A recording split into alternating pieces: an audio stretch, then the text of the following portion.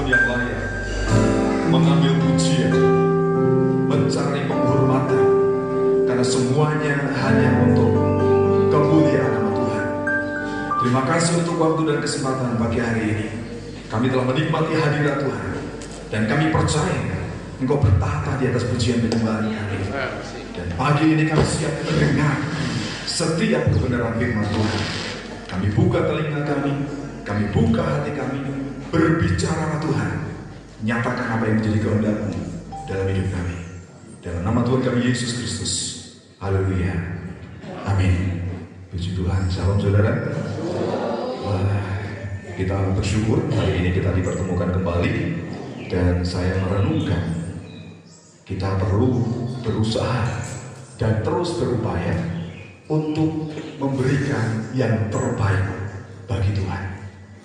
Yang terbaik bagi Tuhan itu seperti apa? Kalau kita melihat dalam perjanjian lama, konsep perjanjian lama, persembahan kepada Allah itu selalu berupa korban bakaran. Jadi ada binatang, dan yang terbaik itu adalah anak domba jantan yang berusia 1 tahun, yang tidak bercacat celah, yang tidak boleh buta matanya, tidak boleh pincang kakinya. Jadi persembahan yang sempurna, yang terbaik itu seperti itu. Dan mengapa harus anak domba? Kita akan lihat, tidak usah saudara buka di dalam Kejadian pasal 45 ayat 18. Yusuf itu mengundang keluarganya ketika terjadi kelaparan di tanah Kanaan, supaya mereka pergi ke Mesir. Dan orang Israel akhirnya tinggal di Mesir, di satu tanah yang namanya Goshen. Tanah ini subur. Nah, kata subur dalam bahasa Ibrani itu disebut celef. Jadi celef ini artinya lemak yang subur. Jadi tanah yang terbaik di Israel, di Mesir untuk orang Israel. Kemudian kalau kita membandingkan di dalam 2 Samuel pasal 23 ayat 17 sampai 13 sampai ayat 17, sekali waktu Daud dan pasukannya itu dikepung oleh musuh-musuhnya. Daud dalam pelarian, ia berada di dalam gua Adulam. Sekali waktu dia punya keinginan, mungkin dia haus, dia rindu dengan Bethlehem, dan dia berkata, aku ingin minum air dari perigi di Bethlehem. Kemudian ada 3 pahlawannya yang gagah perkasa. Kita akan lihat 2 Samuel pasal 23. Ada pahlawan-pahlawan yang gagah perkasa, ayat yang ke-8, 2 Samuel pasal 23 ayat yang ke-8. Ini baru pendahuluan, saya bacakan demikian. Inilah nama para pahlawan yang mengiringi Daud. Isiba, orang Hakmoni, kepala trigiran. Ia mengayunkan tombaknya melawan 800 orang yang tertikam mati dalam satu pertempuran. Saudara bisa membayangkan, dalam satu pertempuran, berarti ini dalam bisa 1 hari, mungkin lebih dari 1 hari. Saya ingin bertanya, ketika orang sedang berperang, padahal waktu itu tidak pakai senjata api, tetapi menggunakan pedang, menggunakan tombak, dan saya ingin bertanya, seorang prajurit, seorang tentara, seorang pahlawan, dia sempat minum enggak? Sempat makan tidak? Apalagi Alkitab mencatat, ia mengayunkan tombaknya melawan berapa orang, saudara? 2, 3, 10, 20. Alkitab mencatat, dan ini benar adanya. Ia mengayunkan tombaknya melawan 800 orang yang tertikam mati dalam 1 kali pertempuran. Berarti dalam 1 kali pertempuran, saya membayangkan pahlawan Daud yang bernama Isibal ini, dia dikepung oleh musuh-musuhnya. Dan dia bisa merobohkan berapa orang tadi? 800 orang. Menurut saya ini benar-benar pahlawan yang luar biasa. Hanya kekuatan dari Tuhan yang bisa memampukan dia. Dan akhirnya kalau kita baca selanjutnya, kita akan melihat ayat ketiga, ayat yang selanjutnya. Kita akan melihat ayat 16. Mungkin dari ayat 15. Lalu timbullah keinginan pada Daud. Jadi Daud muncul, ada keinginan. Lalu timbullah keinginan pada Daud, dan ia berkata, sekiranya ada orang yang memberi aku minum air dari perigi Bethlehem yang ada dekat pintu gerbang itu. Jadi dia haus, dia rindu Bethlehem, dia rindu rumahnya mungkin, dia rindu kesegaran. Dan kemudian perhatikan baik-baik Bapak Ibu Saudara sekalian, ayat 16. Lalu ketiga pahlawan itu menerobos perkemahan orang Filistin. Mereka menimba air dari perigi Bethlehem yang ada di dekat pintu gerbang, mengangkatnya dan membawanya kepada Daud. Selanjutnya, tetapi Daud tidak mau meminumnya, melainkan mempersembahkannya sebagai korban curahan kepada Tuhan. Saya ingin bertanya, yang dipersembahkan Daud tadi apa? Setelah kita membaca ayat ini, ia mempersembahkan air, hanya sekedar air. Tapi proses mengambil air ini ada 3 pahlawan yang gagah perkasa. Salah satunya pahlawan yang bisa mengalahkan 800 orang dalam sekali pertempuran. Pahlawan yang gagah berani, yang tidak takut mengorbankan nyawanya. Ayat 16, lalu ketiga pahlawan itu menerobos perkemahan orang Filistin. Jadi mereka menerobos, tidak takut mati, mengambil air untuk sang raja, untuk Daud. Dan Daud sadar, ayat yang ke-17, jauhlah daripadaku ya Tuhan untuk berbuat demikian. Bukankah ini darah dari orang-orang yang telah pergi dengan mempertaruhkan nyawanya, dan tidak mau aku meminumnya. Jadi persembahan yang terbaik untuk Tuhan itu persembahan yang diperjuangkan dengan pengorbanan. Kalau saudara punya duit 10 juta, saudara memberi 100.000, itu kecil. Tapi kalau saudara punya 200.000, saudara memberi 100.000, itu berarti besar. Jadi Bapak Ibu Saudara sekalian yang terkasih dalam Tuhan, mari kita belajar memberi yang terbaik untuk Tuhan. Bukan berdasarkan jumlah, tapi berdasarkan nilai perjuangan dalam hidup kita. Yang akan kita renungkan firman Tuhan pagi hari ini adalah di dalam surat Roma pasal 12, ayat yang sudah seringkali kita dengar, tapi kita akan merenungkan kembali. Roma 12 ayat yang pertama. Paulus berkata, ini persembahan yang benar, persembahan yang terbaik, persembahan yang benar. Karena itu saudara-saudara, demi kemurahan Allah aku menasihatkan kamu supaya kamu mempersembahkan tubuhmu sebagai persembahan yang hidup, yang kudus, dan yang berkenan kepada Allah. Itu adalah ibadahmu yang sejati. Janganlah kamu menjadi serupa dengan dunia ini, tetapi berubahlah oleh pembaruan budimu, sehingga kamu dapat membedakan manakah kehendak Allah, apa yang baik, yang berkenan kepada Allah, dan yang sempurna. Kita akan seringkali ketika kita mau memberikan persembahan, kita seringkali ngomong, mari kita memberikan persembahan yang terbaik untuk Tuhan. Pertanyaannya, benarkah kita memberikan persembahan yang terbaik untuk Tuhan? Apakah uang yang saudara persiapkan untuk Tuhan itu uang yang terbaik? Atau sasain, atau saintuin, duit lumsen, duit turahan, berarti ini bukan yang terbaik. Ketika saudara mau memberi kepada Tuhan, saudara harus mempersiapkan, harus mengkhususkan. Domba 1 tahun tidak boleh yang buta matanya, yang pincang kakinya, tidak boleh. Ini persembahan yang terbaik. Dan yang terbaik untuk Tuhan itu ternyata, Bapak Ibu Saudara sekalian yang terkasih dalam Tuhan, ayat yang pertama, supaya kamu mempersembahkan tubuhmu, tubuh kita. Tubuh kita tentu lebih bernilai dari uang, dari harta yang kita miliki. Berarti kita harus mempersembahkan tubuh kita sebagai persembahan yang bagaimana? Yang pertama, sebagai persembahan yang hidup. Allah ingin kita mempersembahkan potensi pikiran kita. Kalau saudara cerdas, saudara punya hikmat, saudara punya kemampuan, misalnya insinyur, arsitektur, sarjana hukum, atau apapun yang bisa saudara kerjakan melalui pikiran hikmat kita, berarti itu untuk berbuat kebaikan bagi kemuliaan nama Tuhan. Itu berarti mempersembahkan hidup saudara untuk Tuhan. Seperti para pemain musik, saudara bisa bermain musik, talenta, berarti ini hidup dipersembahkan untuk Tuhan. Dan saya percaya persembahan yang terbaik untuk Tuhan, saya bersyukur seperti Bunar pagi hari ini ketika ibadah dijadikan satu, saya agak ragu bagaimana nanti yang biasa ibadah sore berani tidak bertaruh, mempertaruhkan pekerjaannya, mempertaruhkan waktunya untuk datang kepada Tuhan. Tapi saya merasakan ketika kita menjadi satu akan lebih bersemangat. Amin saudara. kita akan lebih maksimal di dalam Tuhan. Dan saya akan selalu mendengar, memperhatikan apa yang saudara harapkan. Seperti Bapak Yus menyampaikan sesuatu, Pak Lambang menyampaikan sesuatu, jangan takut Pak, tidak usah minta maaf. Saya selalu memperhatikan dan mendengar.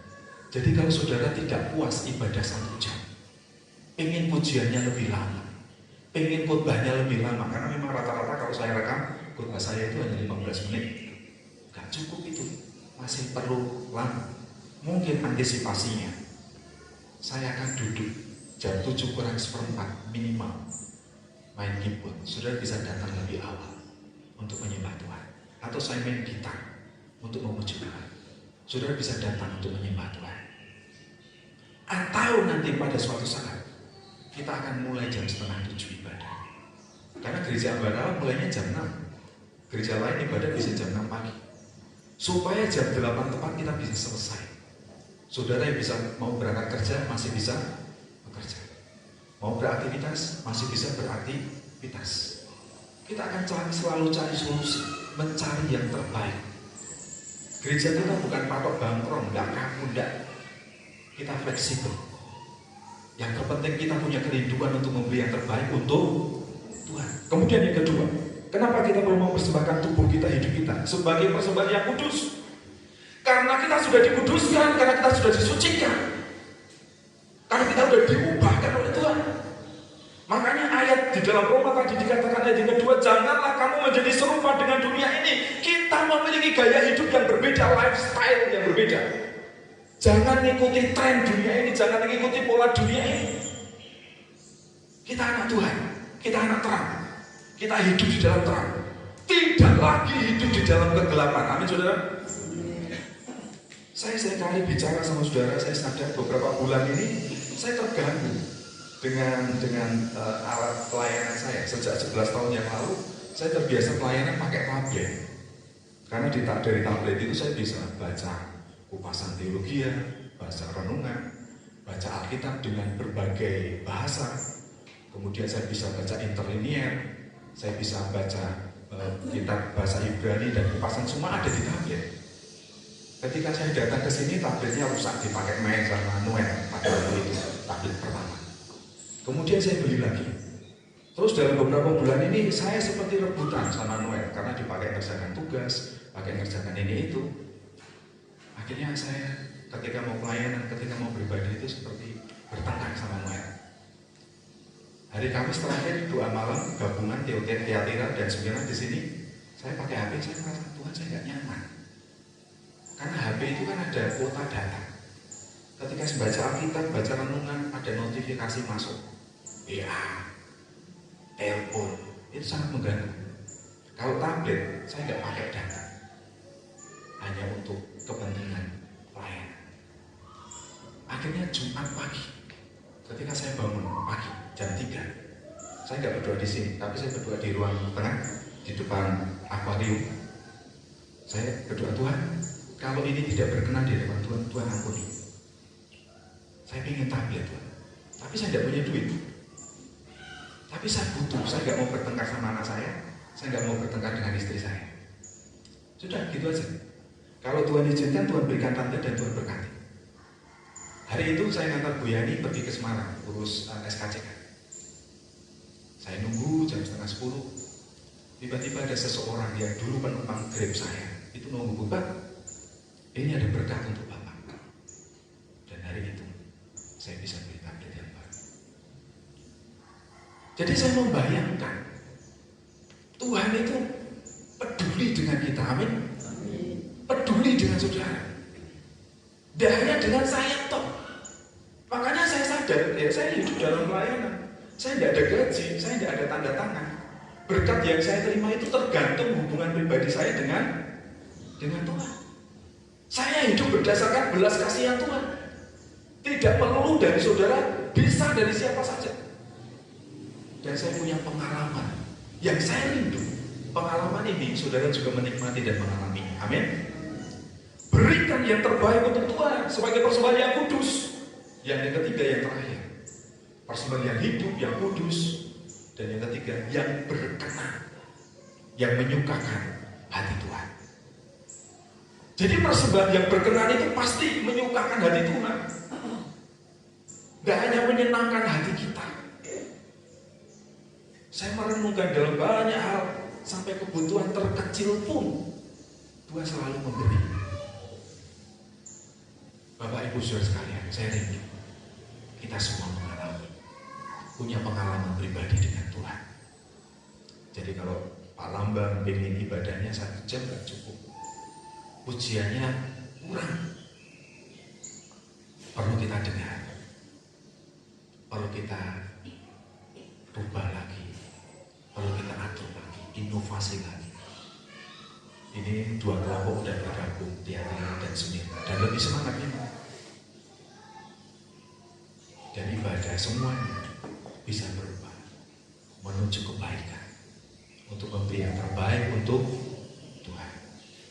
Jadi Bapak Ibu Saudara sekalian yang terkasih di dalam Tuhan, janganlah kamu menjadi serupa dengan dunia ini, tetapi berubahlah oleh pembaharuan budimu, sehingga kamu dapat membedakan manakah kehendak Allah, apa yang baik, yang berkenan kepada Allah, dan yang sempurna. Akhirnya kita menjadi dewasa, mengerti skala prioritas. Pekerjaan saudara tidak akan pernah selesai. Hari ini ada pekerjaan ngelembur, besok pekerjaannya ada enggak? Ada.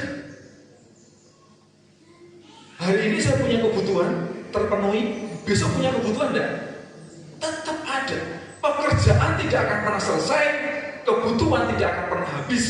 Saudara tidak boleh mengorbankan waktu untuk Tuhan hanya demi keperluan saudara. Saya sudah ngomong sama istri saya, ini Ellen mau selesai kuliah, sudah skripsi, mau sidang, mau selesai. Apakah setelah selesai kemudian dia tidak punya kebutuhan? Oh, kebutuhan. Kami harus mulai mikir nih, lah gue nek Ellen arep dadi manten. Nah, ya. Ini kebutuhan. Gue nek Ellen sudah berkeluarga, duwe anak, aku berarti dibutuh kebutuhan lagi. Karena mbah ge tambah, mbok ge tombok. Gini apa betul? Itu kultur budaya kita orang Jawa. Gak bisa lepas. Oh, orang putranya pun mentas, gebung, pun mentas. Kita pun mentas berkeluarga. Nih, bah, jalur duitnya bah. Bah, juk sangu nih bah. Begitu tuh.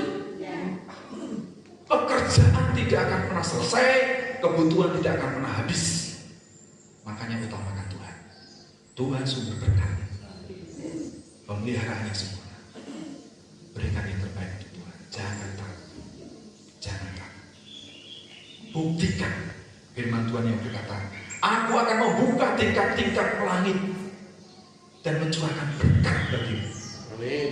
Kenapa GBI kuat dibanding sinode-sinode yang lain? Karena GBI punya aturan bahwa gereja harus memberikan perpuluhan kepada sinode. Tidak hanya gereja yang kecil seperti kita, perpuluhan kita tidak banyak. Tapi kalau gereja-gereja gede seperti Betel Area, seperti keluarga Allah di surga, berapa banyak itu perpuluhannya? Kalau orang boleh sinode dari sugih loh caranya ini. Tapi itu milik Tuhan, dikembalikan untuk Tuhan dan berguna bagi pekerjaan Tuhan. Yang ngerti istilah pekerjaan Tuhan itu hanya kita orang Kristen. Orang lain bingung. Oh, betul pekerjaan Tuhan. Masa pekerjaan Tuhan dilakukan manusia? Tapi pekerjaan Tuhan itu berbicara tentang pelayanan, church planting, pendirian gereja, penyelamatan jiwa-jiwa yang terhilang. Makanya GBI Keluarga Allah Solo punya statement yang sangat luar biasa. Menangkan jiwa berapapun harganya. Berarti saudara sangat berharga. Apapun yang saudara dengan apa sampaikan, rindukan, harapkan, pasti akan kami perhatikan. Karena kami melayani saudara. Bukan saudara melayani saya, memenuhi keinginan saya, manut karo-karepu, tidak. Apa yang dirindukan oleh jemaat? Apa yang diharapkan oleh jemaat? Nanti kita akan berproses, metamorfosis. Dari ulat menjadi kepompong, kemudian menjadi apa saudara? Menjadi kuku-kuku. Ulat itu menjijikkan. Minggu yang lalu kan saya khotbah, hei kamu Israel cacing ulat. Minggu yang lalu kan saya bilang begitu. Tapi ulat itu yang menjijikkan, yang berbulu, banyak orang gak suka. Setelah dia berdiam diri, setelah dia metamorfosis, dia akan berubah menjadi kupu-kupu. Siapa yang gak suka dengan kupu? Warna-warni, indah. Itulah kehidupan orang Kristen yang sudah diubahkan. Amin. Mari kita tunduk kepala.